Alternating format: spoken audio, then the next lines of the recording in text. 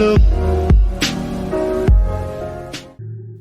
are top 10 Irish myths and legends. Enjoy. Number 10. A leprechaun.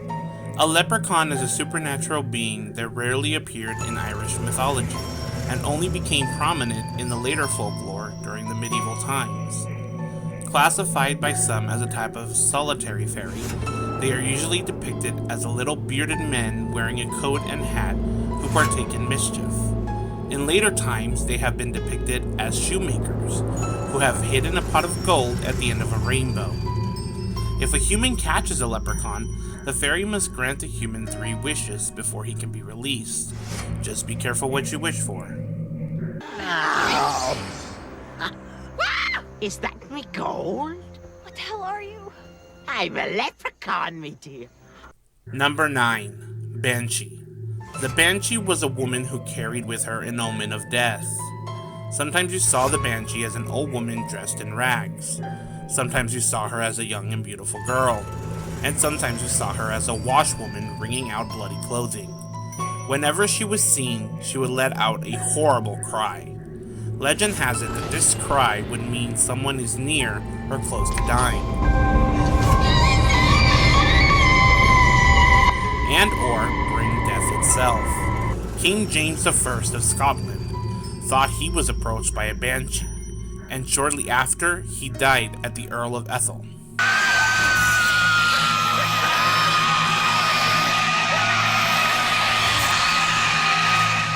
Number 8. The Púca.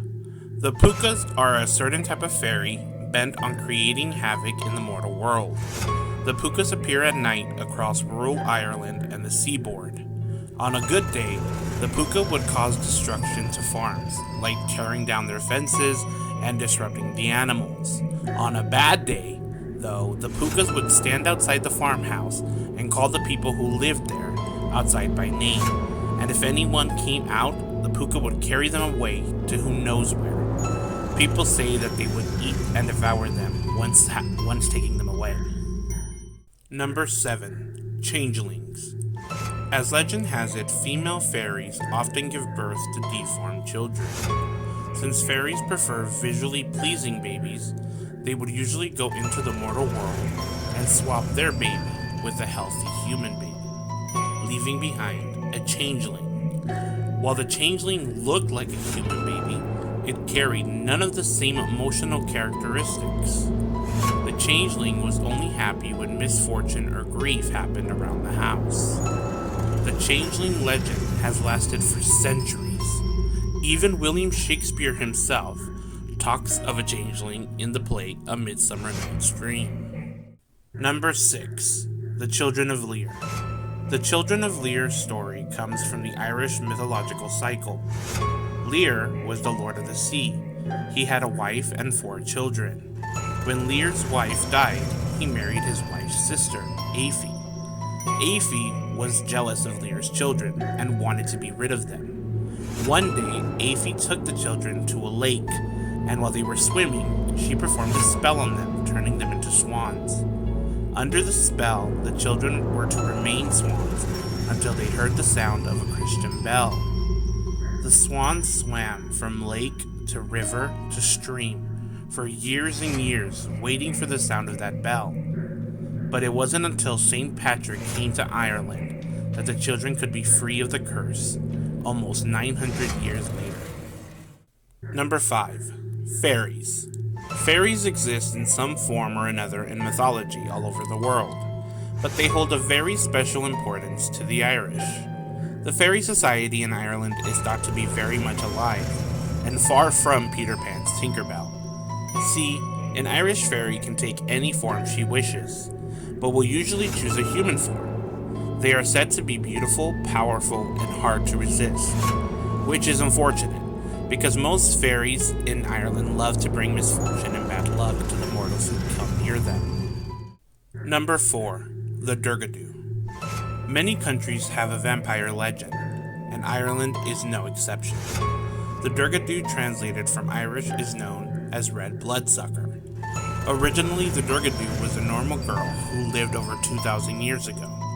She was said to be beautiful with blood-red lips and pale blonde hair.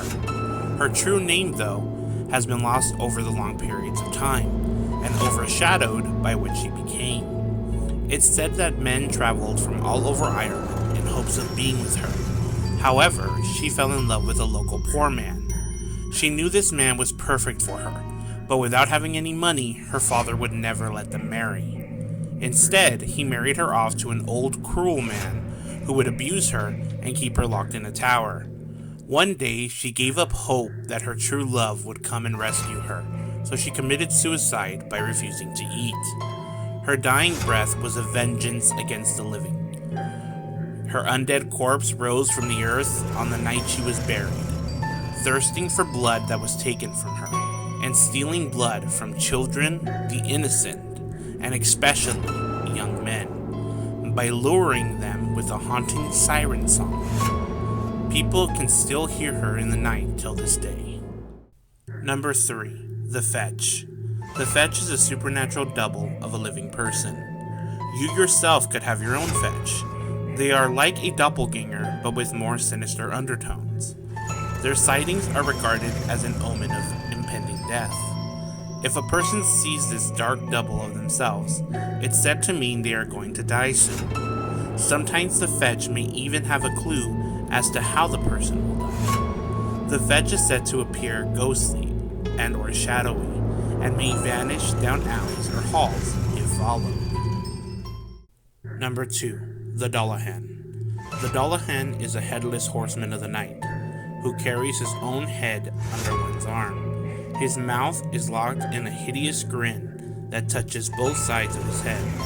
His flesh is rotting, and he uses the spine of a human for a whip. His job is as a foreteller of death, so when he stops riding, a person is due to die. He will call out that person by name, at which the person will then drop to the floor dead. There is no way to stop the Dullahan. All locks and gates open when he approaches. They don't like being watched either, and will kill anyone who dares to look at them. Number 1. The Slough. People say these spectral creatures are demons, but a closer term would be malicious spirits. The Slough are dead sinners who have been doomed to spend an eternity hunting for the souls of people who are dying. According to Irish folklore, they come from the west, flying like a flock of birds, trying to enter a house where they said someone is dying, in order to steal their souls and rob them of a happy afterlife. Hope you enjoyed these top 10 tidbits on Irish folklore and legends. Don't forget to hit the like button and subscribe. Tune in next time on another top 10 video.